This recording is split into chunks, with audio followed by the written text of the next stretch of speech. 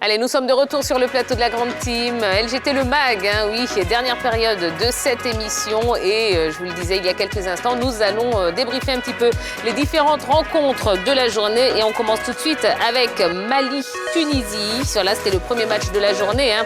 Un choc de rapace entre Tunisiens et Maliens. Ce fut une rencontre plaisante dans l'ensemble, malgré quelques faits de jeu. Donc, on va en parler de ces problèmes d'arbitrage, hein, notamment. Mais messieurs, dans ce choc, c'est vrai que le Mali a été impressionnant de par le contenu de son jeu et par ses individualités. Est-ce que vous pensez que les Maliens ont envoyé un message fort à leurs adversaires de poule et par la même occasion à tous les protagonistes de la CAN? Didier Six. Je connais bien le Mali pour avoir joué 2 fois en qualification de la CAN contre le Mali. Je les ai trouvés en dessous de ce qu'ils peuvent apporter. Okay. En faire sur un premier match, je les mets au même niveau que la Côte d'Ivoire. En faire un premier match et déjà dire ils vont aller en finale ou en demi-finale, non. Parce qu'il y a de la confiance à prendre. La seule équipe pour moi qui, dans le tournoi jusque maintenant, m'a impressionné, c'est le Nigeria. Et en dessous, il y a le Mali, il y a la Côte d'Ivoire, il y a pas mal d'équipes qui sont au même niveau. Alors, c'est vrai qu'en première période, la Tunisie n'a quasiment pas existé. Comment est-ce qu'on peut expliquer ce visage peu reluisant quand même du champion de la Coupe arabe? Oui? Qui se lance? Quand vous êtes champion de la Coupe arabe, j'étais encore focalisé sur la victoire de l'Algérie dans cette compétition. La Tunisie n'a pas existé. Bon, j'ai pensé un tout petit peu à mon ami Jamel Belmadi qui parlait quand même de la chaleur qui avait tétanisé ces garçons. Est-ce que ça a eu également une influence sur les Tunisiens face aux Maliens? C'est le gros point d'interrogation parce que la Tunisie faisait partie, ou fait toujours partie quand même, de ces nations favorites de cette Coupe d'Afrique des Nations. C'est vrai qu'on savait que face au Mali, qui est une équipe qui réussit très souvent face aux pays du Maghreb, on pensait avoir plus de résistance des Tunisiens, surtout dans le jeu, pas au niveau du score. Mais là, il faut dire qu'ils ont été outrageusement dominés. Ils n'ont eu pour action franche de but que le pénalty, il faut le dire clairement. Je pense que les Maliens ont essayé de véritablement prendre le dessus sur leur adversaire, pour ne pas employer le terme péjoratif de tuer l'adversaire. Malheureusement, dans cette compétition, beaucoup ont des soucis pour pouvoir creuser le score. Et le Mali est rentré également dans cette ligne. D'accord. Mais les Maliens, pour moi, les Maliens, parce qu'il y a beaucoup plus de fraîcheur physique, beaucoup plus de jeunes. Jeunesse. Voilà. Ce match a été marqué par des faits de jeu, hein, on le disait. D'abord un pénalty validé après la consultation de la VAR. Et puis surtout, l'arbitre qui siffle la fin de la rencontre avant la fin du temps réglementaire et qui demande aux équipes de revenir sur le terrain. Bon, un petit commentaire par rapport à cela. Choyé Diomandé. Écoutez, c'est un fait surréaliste. Rarement on a vu ce genre de comportement d'un arbitre sur un terrain de football. Rarement, il y a eu, on a parlé d'un cas en Espagne, mais c'est pas le même cas. C'est pas la même chose, puisque là, lui, il arrête à la 85e minute, il reprend, il arrête à la 89e minute. Moi, franchement, c'est incroyable. On ne sait pas ce qu'il avait. Maintenant, je pense que cet arbitre-là, il faut le radier de cette Coupe d'Afrique de Nations. Toi, tu es fort. T'as pété un plomb aussi comme lui. Non, il ne faut pas le radier. Il faut pas le radier. Il faut tout de même laisser une chance à quelqu'un. Il faut, je pense, déjà attendre l'explication de sa part. Parce qu'il doit avoir ses raisons. C'est quelle raison? Mais attends, sa montre n'était peut-être pas à la même heure que tout le monde. Il y a des assistants. Il y a tout ça. Mais quand même, c'est incroyable. Tu ne veux pas arrêter un match à la 85e minute, le match reprend, il n'est pas encore là, tu arrêtes le match. Mais il y a un problème là. On est d'accord qu'il y a faute. On va ramener quand même sur la rencontre Côte d'Ivoire-Éthiopie qui a eu lieu ici du côté du stade de Bimpe où il a fallu... C'est pas la même chose. Non, mais laissez qu'il termine.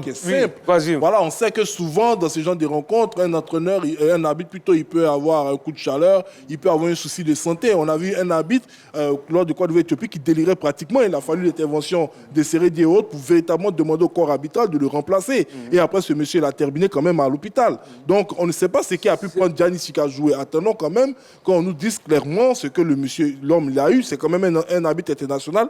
Il était au sifflet du dernier Côte d'Ivoire et Cameroun, Côte d'Ivoire plutôt. Donc, c'est quelqu'un qui arpente quand même les stades depuis longtemps. Mais rapidement. C'est un arbitre qui est assez contesté. Depuis des années, il ne fait que commettre des erreurs. Donc là, il ne faut pas être surpris de ce comportement-là. Moi, je dis, l'exemple que tu prends, ce n'est pas la même chose. Ce qui s'est passé aujourd'hui est trop grave, trop gravissime. Voilà. Non, je ne vois pas la gravité. Moi, je ne vois pas la gravité. Allez-y, et ce sera le mot de la fin. Voilà, ce n'est pas joli à voir, c'est vrai. Mais pour que les règlements évoluent, il faut que ce type d'action, ce type de comportement se passe sur le terrain pour qu'on fasse progresser les règlements. Parce qu'un arbitre comme ça qui délire, moi je pense qu'il a dû délirer. Exactement. Il a dû délirer pour perdre tous ses sens. Dans toutes les religions, il y a le pardon qui est là. Voilà, j'aurais pas dit mieux que vous. Hein. Allez, passons à Mauritanie-Gambie. Voilà, la Gambie qui a entamé la CAN en disposant de la Mauritanie sur le score de 1-0. Rapidement, est-ce que ce résultat reflète la physionomie de la rencontre que vous... Oui, carrément. C'est un bon bloc des joueurs d'espérance. Le but est extraordinaire. La passe de contrôle orienté. Jalot qui prend rapidement... il a déjà visionné son contrôle, le gardien de but. Pour moi, cette équipe de Gambie peut faire très mal. Solide, elle aime le défi physique, elle aime aller au combat, elle ne rechigne jamais. Pour moi, c'est une belle surprise. Tu peux répéter parce que qu'est-ce qu'on s'était dit avant le match de la Gambie? Non, c'est vrai. Tu peux répéter toi aussi. C'est une belle machine pour moi. Est-ce qu'elle aura... Parce que vous savez, en Coupe d'Afrique, c'est les jours de récupération. Est-ce qu'elle aura cette récupération? Parce que c'est un premier match, c'est une équipe qui était vraiment fraîche. Est-ce qu'elle aura récupéré ce match de cette dépose d'énergie-là? C'est la grande question. D'accord avec toi, le banc est important pour toutes les équipes. Le banc et la qualité du banc est importante pour toutes les équipes. D'accord. Allez, on va passer à l'affiche CAN, l'affiche de demain. Cap-Vert, Burkina Faso. Après sa défaite controversée contre le Cameroun en ouverture dimanche, eh bien, le Burkina Faso affronte le Cap-Vert. Pour tenter de se relancer, faut pas interdit pour les étalons, alors que les Cap-Verdiens peuvent déjà arracher leur ticket pour le second tour. Ils avaient dominé d'entrée l'Éthiopie sur un but de 1-0, sur un score de 1-0. Alors avant ce match, un coup dur pour les étalons qui perdent quand même Bertrand Traoré, qui a été testé positif à la Covid-19. Avec ou sans l'attaquant, est-ce que cette équipe a le même visage? Non, pas du tout. Non, pas du tout. Bertrand est pratiquement le seul véritable fer de lance de cette équipe. On l'a vu. Face au Cameroun, il était le seul à se... Permettez-moi l'expression, se débrouiller dans toute cette défense camerounaise. Et donc, sans Bertrand, ce sera plus difficile. Mais que les sorts s'abattent sur cette équipe burkinabé. Déjà, face au Cameroun, ils ont eu 4 ou 5 joueurs testés positifs. Maintenant, si c'est leur capitaine et le talent sur lequel ils comptent qui est testé positif, il y a de quoi se poser la question. Voilà. Moi, je pense que c'est vrai que c'est un grand joueur, mais je veux dire, il n'a pas encore cette grande influence sur ce jeu-là. Parce que moi, j'ai vu le Burkina jouer sans Bertrand. C'est une équipe combative qui en voulait. On a vu Abidjan même, il est sorti avant. Après, on a vu des joueurs qui ont tout donné. Mais c'est vrai, quand quelqu'un joue dans un club de haut niveau, on a forcément besoin de son talent, de son expérience. Et c'est vrai, ce sera quand même un manque pour le Burkina. Mais ce qui est important avec les résultats qui se sont passés sur pratiquement tous les matchs qu'on a vus, aujourd'hui, on parle des étalons contre le Cap-Vert. Et aujourd'hui, le Cap-Vert peut se qualifier. C'est pas le deuxième match est comme le troisième qualificatif. Le troisième match souvent est qualificatif, mais le deuxième match peut être qualificatif. Et c'est d'une importance énorme. Alors, quand vous regardez la première prestation du Cap-Vert, comment est-ce que vous appréhendez la rencontre de demain entre ces deux équipes? Écoutez, c'est vrai que on savait que cette équipe du Cap-Vert est un des petits poussés de ce groupe-là. Ils ont perdu le premier match. Maintenant, ils doivent relever la tête. Non, ils ont gagné. Ils ont gagné l'Éthiopie. Oui, ils ont battu l'Éthiopie. Voilà, donc, ils ont gagné le premier match. Ils doivent maintenant, pour assurer la qualification, reçu la passe de deux. Puisque pour éviter un troisième match compliqué, il faut forcément ne pas perdre lors de cette deuxième sortie-là. Bon, moi je pense que ça va être très difficile pour le Burkina Faso. Ça, il faut le dire clairement, parce que l'équipe du Cap-Vert est une formation joueuse. Elle a dans son attaque un joueur d'une grande expérience, Tavares, qu'il a démontré face à l'Éthiopie, parce que c'est celui-là même qui a inscrit l'unique but de la partie. Et il sait se déplacer, il a l'habitude de cette compétition africaine. Et attention au Burkinabé, parce que quand on a vu la prestation de la défense centrale, ça a véritablement laissé à désirer. Beaucoup de fautes.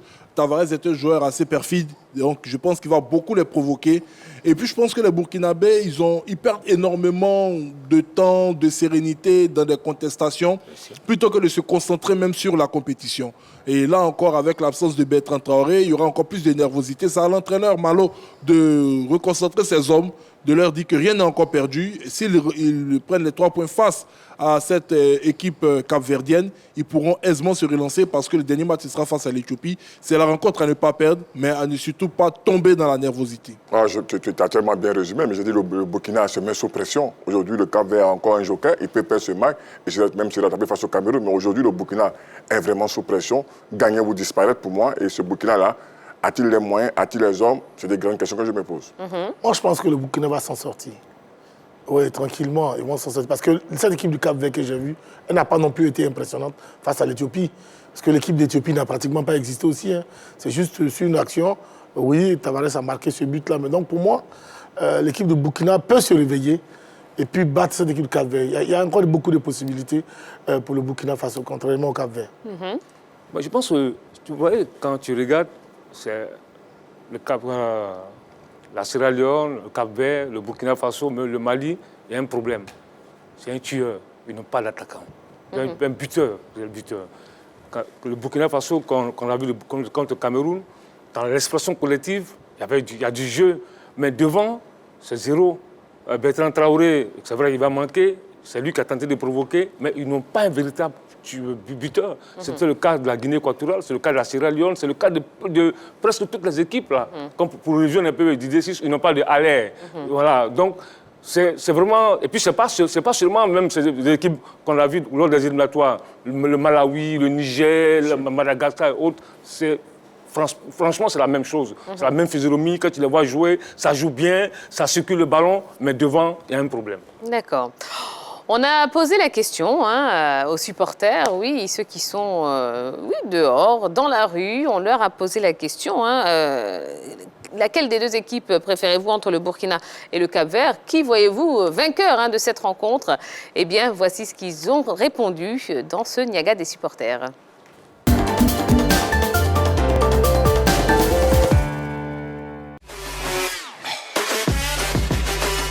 Mais vous savez, le Burkina, on était face à un pays organisateur que nous avons accepté notre défaite. Mais contre le Cap-Vert, ils sauront de quel bois nous nous chauffons. Nous n'allons pas nous laisser faire 2 fois. Mon pays, Cap-Vert, va gagner le Burkina. Parce que je vois que les joueurs ils sont motivés pour pouvoir gagner le Burkina. Ils sont toujours ensemble et puis de la manière ils jouent de façon collective. Il y aura un duel entre mon pays et le Burkina. Nous misons sur tous nos joueurs. Tous nos joueurs ils sont excellents dans leur poste. Surtout le capitaine, il sera à la hauteur et nous permettre de gagner cette fois-ci. Je sais que mon équipe est motivée, mais je sais que ça sera 0-0. Il y a même collègue de Cameroun sur toi. Oui, vous disiez? Ah non, j'intervenais sur ce... Il dit que son équipe est tellement motivée qu'ils feront 0-0. Je n'arrivais pas à comprendre ça. Bon. Ça veut dire que le Burkina va gagner le Cap-Vert. Ben voilà. Allez, un petit prono rapidement. Victoire du Cap-Vert. Victoire du Cap-Vert pour vous. Ouais. On prend le pari. Non. Victoire du Burkina. Le Burkina pour vous. Match nul. OK. Ici. Victoire du Burkina. Burkina aussi. Moi, Traoré ne sera pas là, attention. Match nul. Match nul aussi. D'accord, très bien. Alors, on va commencer avec le programme de demain. Voilà, commençons avec le programme de demain. Donc, jeudi 13 janvier 2022, donc dans le groupe A, Cameroun, Éthiopie et puis Cap-Vert, Burkina. Voilà, ce sera bien évidemment à suivre sur la 3, comme l'intégralité de tous les matchs de la CAN 2021. On est déjà à la fin de cette émission. Ben, merci beaucoup à toute l'équipe. Jean-Philippe, merci beaucoup. Dago Charles, merci. Didier Six, un grand merci. Choualio et puis Begré Yago. Merci, ben, ça a été un plaisir de partager le plateau avec vous. Merci à vous. Voilà, ben, on espère que vous avez passé encore une belle journée sur les antennes de la 3. Demain, eh ben, on continue, oui, on est là jusqu'au 6 février pour tout vous dire, tout vous diffuser, tout vous proposer de toute cette Cannes 2021.